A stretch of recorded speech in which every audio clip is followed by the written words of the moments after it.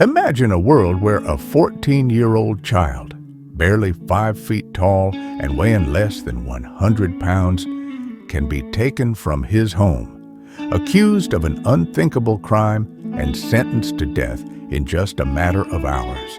No evidence, no fair trial, just fear, prejudice, and injustice.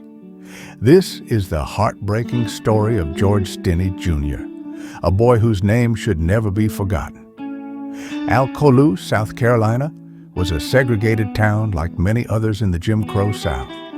Black families lived on one side, white families on the other. One afternoon, two young white girls, Betty June Binnicker, 11, and Mary Emma Thames, 7, rode their bicycles through the town. They were looking for wildflowers. They stopped and asked a young black boy if he knew where they could find some. That boy was George Stinney. Later that evening, when the girls didn't return home, the town panicked. A search party was formed, and soon after, their bodies were found in a ditch. Both had been brutally attacked, their skulls fractured. The murder weapon? A railroad spike, authorities claimed. The town wanted justice, fast.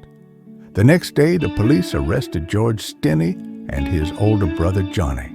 No warrant, no lawyer, no explanation, just handcuffs and fear. Johnny was released, but George was not. He was interrogated alone, without his parents, without a lawyer, without any protection. After hours in a room with white officers, George was declared guilty. The police claimed he had confessed, but there was no written statement, no signed document, just their word against his. A month later, George stood trial. It lasted just one day. The all-white jury deliberated for only 10 minutes before delivering their verdict. Guilty. His sentence, death by electric chair. George's appointed lawyer barely defended him. No witnesses were called on his behalf. No physical evidence linked him to the crime. It didn't matter.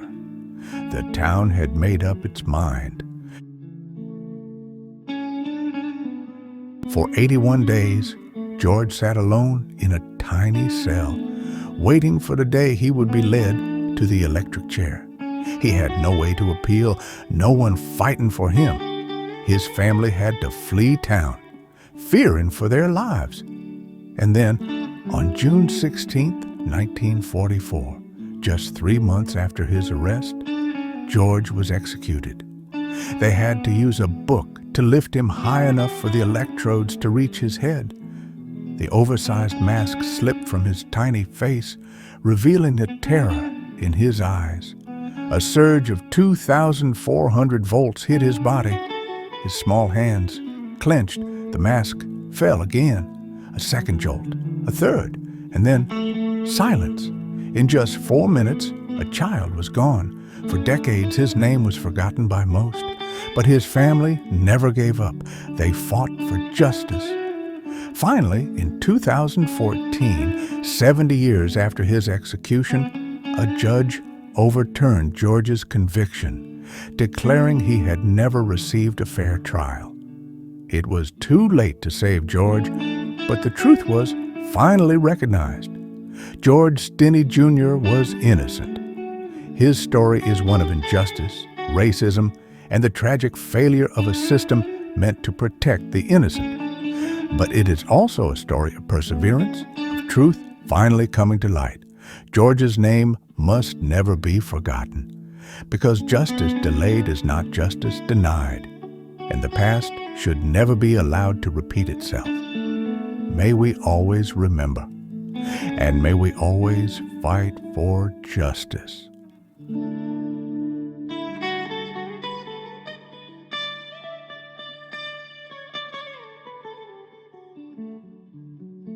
For more historical stories and events, kindly like, and subscribe.